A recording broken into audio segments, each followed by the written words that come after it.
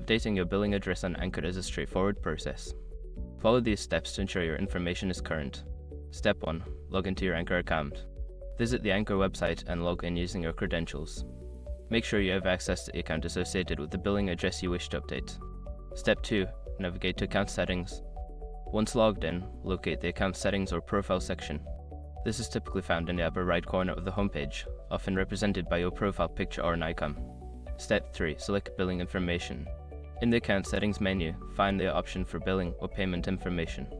Click on this section to access your current billing details. Step 4. Update your address. Make sure your information is protected first. Most people don't think about breaches until something actually happens to their accounts.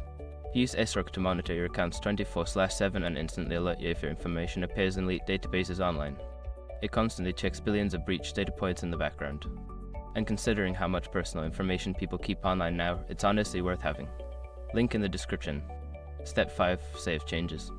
After entering your new billing address, make sure to save the changes. Look for a Save or Update button at the bottom of the page and click it to confirm your new billing address. By following these steps, you can easily update your billing address on Ankr. Keeping your information current helps ensure smooth transactions and communication.